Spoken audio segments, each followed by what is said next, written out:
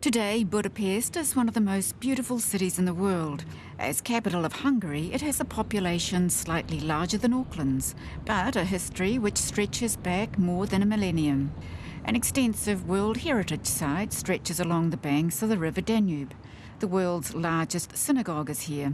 But Budapest's history with the Jewish people is checkered. In the first years of the Second World War, Hungary had fought alongside Germany in the invasions of Yugoslavia and the Soviet Union as one of the Axis powers. But concerned that their country was about to become a battleground, Hungary's leaders turned to the UK and the US with secret peace negotiations.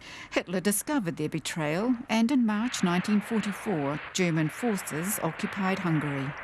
A puppet government was set up, following Berlin's orders to the letter.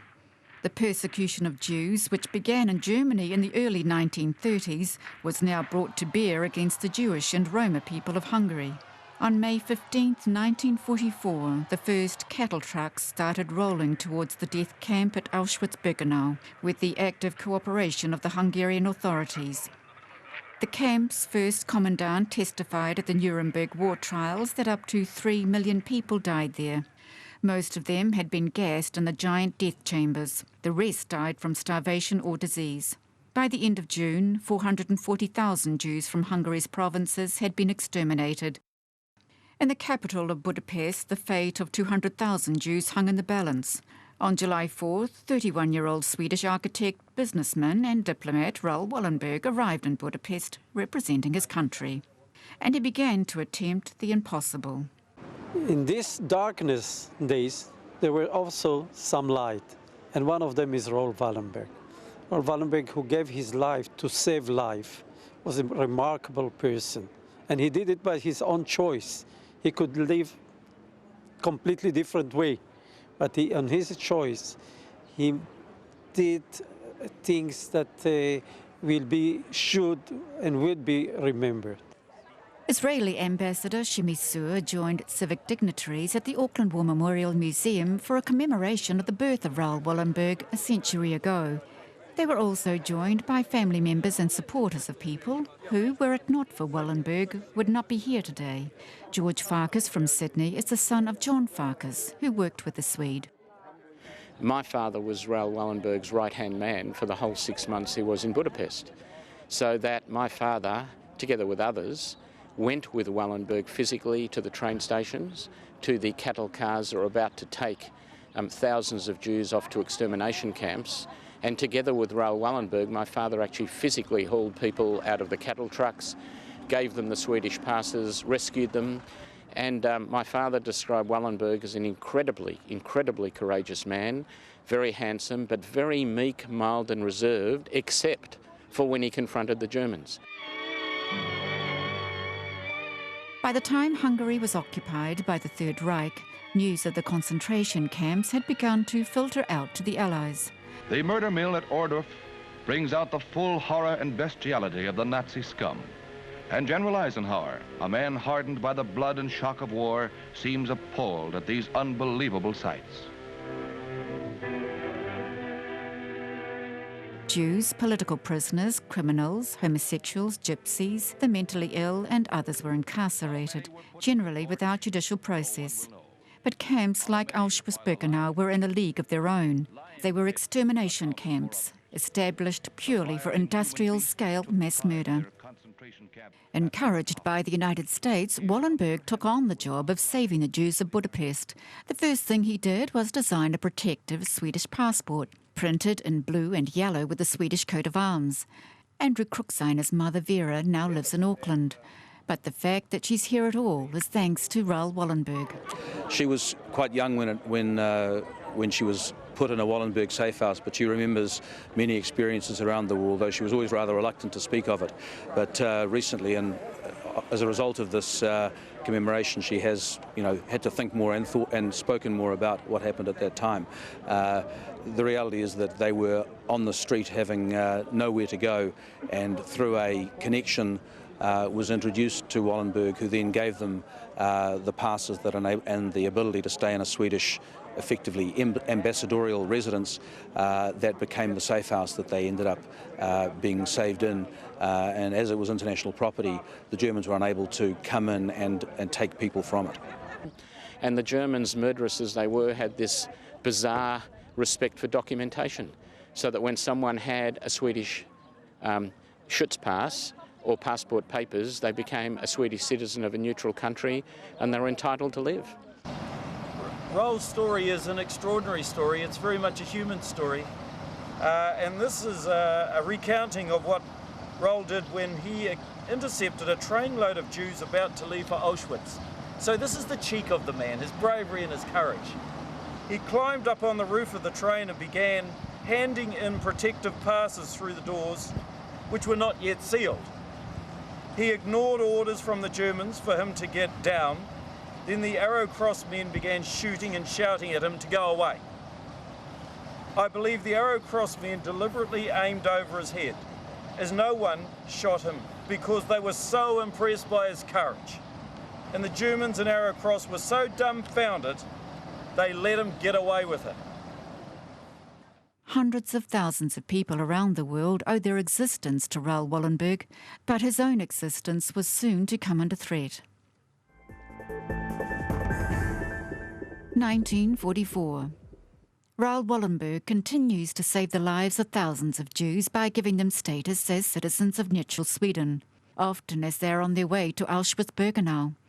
He mingles with them at the railway station, and all the while his own life is in danger as well. George Farkas again. I mean, at one stage, there were 30,000 Jewish people in Swedish safe houses in Budapest. At one stage, Adolf Eichmann was sent to Budapest for the final solution. And a personal contest developed between Adolf Eichmann and Wallenberg. And apparently at a very genteel dinner party, Eichmann said to Wallenberg, "You may be a Swedish diplomat of a neutral country, but even diplomats can meet with accidents." And apparently Eichmann privately had said that he wanted Wallenberg killed, and 3 days later a German truck ploughed into Wallenberg's car, totally destroyed it, but Wallenberg was not in the car. But by Christmas of 1944, the Third Reich's power was failing, and Budapest had been surrounded by the Red Army.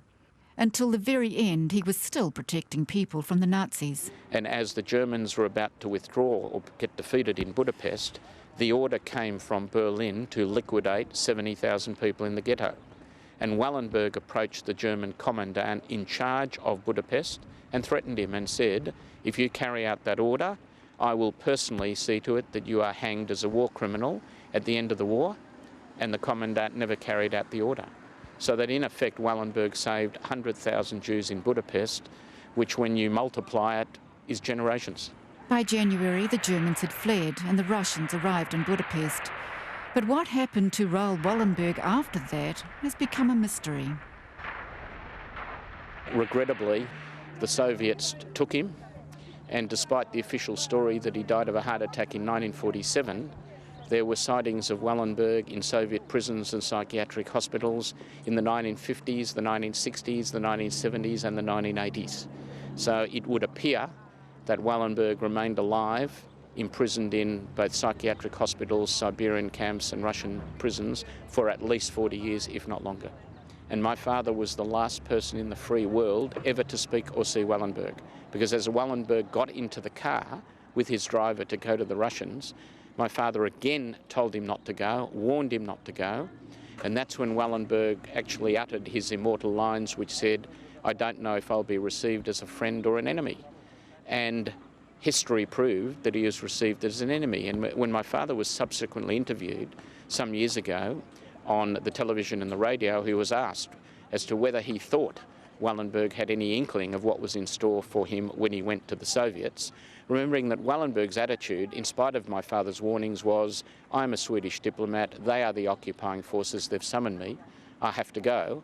And when my father was asked whether he thought Wallenberg had any inkling of what was in store when he said those words, he said he thought he did. By the look in his eyes, he thought Wallenberg had a reasonably fair idea of what was in store for him, and in spite of that, felt it his official duty to go there. While Russian troops celebrated their capture of the capital of Hungary, The Soviet authorities, in particular Marshal Bulganin, the Deputy Commissar for Defence, ordered that Wallenberg, whom the Russians discovered in eastern Budapest, should be arrested and transported to Moscow. For weeks, the battle for Hungary continued, and in February, Soviet-controlled radio broadcast the news that Wallenberg had been killed, either by Hungarian fascists or the Gestapo. But Soviet records from the time show that Wallenberg was processed and incarcerated in the USSR's notorious security service prison, the Lubyanka. After more than a decade of denying his presence in the Soviet Union, in 1957 Moscow announced that Wallenberg had died in his cell from a heart attack in July 1947 and his body cremated. There were questions about whether he really did die then, but they have never been resolved. Auckland has now become the latest city in the world to have a memorial to the life of Raoul Wallenberg. A pohutakawa tree now grows in the shadow of the Auckland War Memorial Museum. Andrew Krooksigner and his mother were at the planting ceremony. He says the ceremony had special significance for him. In the Jewish religion, when you bury somebody, when the casket is put in the ground, you place the earth on the casket, and the sound of the earth hitting the casket is a very final moment for the grieving relatives. And placing the earth in the tree of Raoul Wallenberg is in some way reminded me of a Jewish funeral. And although obviously this is not his funeral, he never had a funeral, and nobody had the opportunity to bury him in the appropriate way. And I think Raoul Wallenberg, in this year, people are remembering the great things he did. I think he's an inspiration to anybody who reads the story. You can see his courage, his bravery, his chutzpah, his absolute cheek, and through you look at authority and what authority makes you do, and it makes you challenge and question whether following the rules is actually the right thing to do. A simple plaque now stands beside that tree in Auckland, reminding us who Raoul Wallenberg was and what he did. On the other side of the world is another memorial. The Avenue of the Righteous Among the Nations was inaugurated in Jerusalem in 1962. 600 trees have been planted around the Yad Vashem site in honour of those non-Jews who risked their lives to save Jews during the Holocaust. Raoul Wallenberg is commemorated there too. Israeli Ambassador Shimi Sur says Wallenberg and what he did will never be forgotten. We never ever forget somebody who did help in time of hardship. His memory should be kept. His memory is a legacy to Jewish people, but many, many people. It's a universal message to help, to support, to save. This is what we should all do, and hope with this kind of deeds, Holocaust event will never ever repeat anywhere else, anywhere in the world.